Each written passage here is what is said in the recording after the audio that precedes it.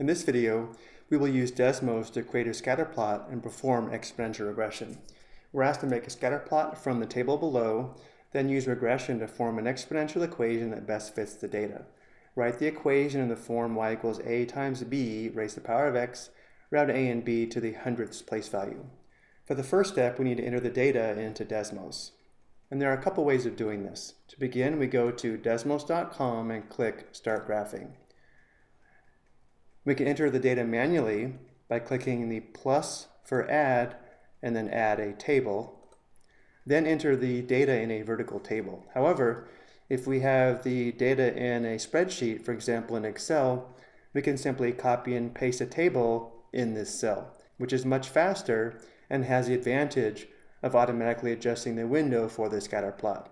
So let's go ahead and do this. Let's close this table by clicking on the X.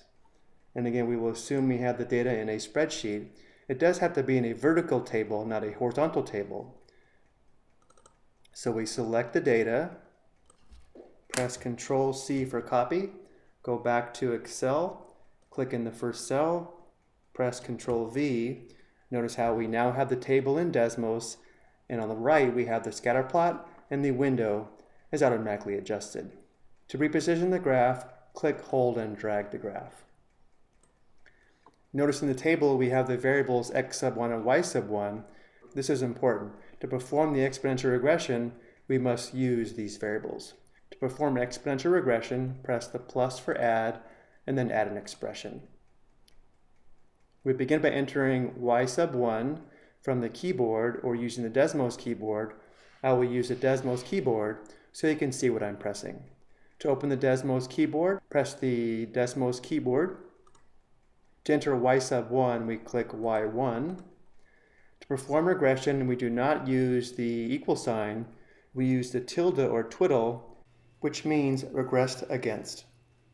To access the tilde, press the letter button. The tilde is here in the lower right-hand corner. And then we enter a times b raised to the power of x sub 1. So we press a, b, go back to the numbers by pressing the number button, press the exponent key, and then x1 for x sub 1. And notice how the regression model shows below. Notice r squared is very close to 1, which means we have a good model. Remember, r squared is the coefficient of determination. If we close the keyboard, notice how the graph of the exponential model is already graphed on top of the scatter plot, and we can see we have a very good fit. We were told to round to the hundredths place value, and therefore we'll enter y equals 832.29 times 1.68 raised to the power of x for our model.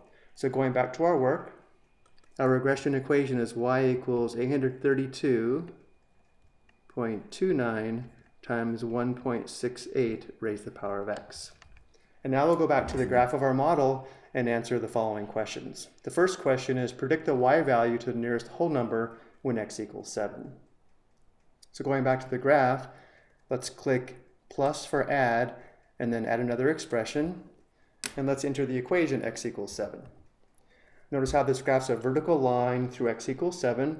If we can find the point of intersection of this vertical line and the graph of the exponential equation, we can determine the approximate y value when x is 7.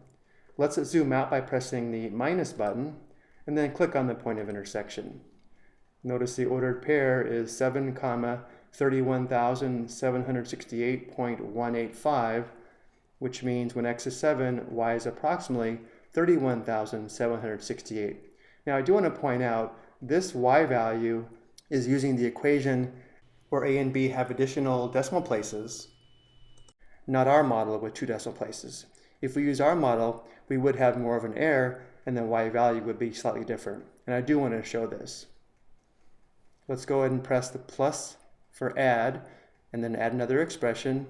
And using the rendered values for a and b, the prediction for the y value would be 832.29 times 1.68 raised to the power of 7.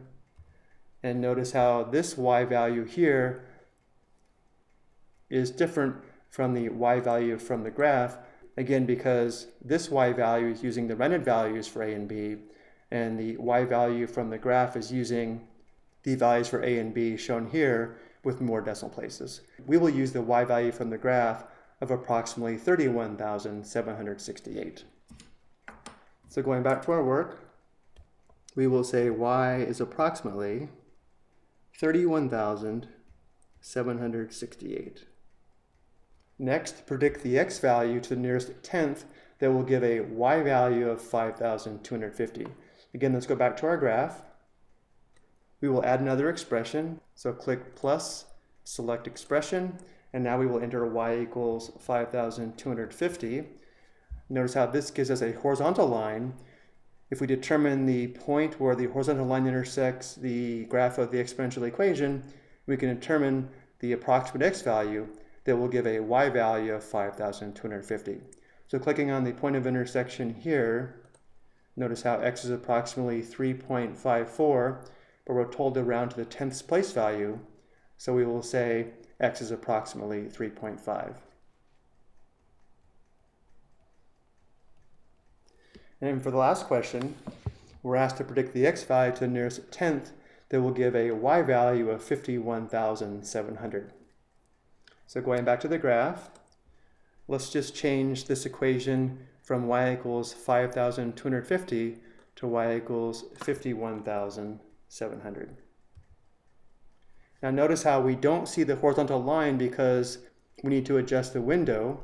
So we can click, hold, and drag the graph to reposition it, or we can use the plus or minus buttons here, or if we wanted to, we could manually adjust the window by clicking on the wrench and adjusting the x and y axes here toward the bottom. But now we can see the horizontal line y equals 51,700. Clicking the point of intersection with the graph of the exponential equation, we can see x is approximately 7.9 when y is equal to 51,700.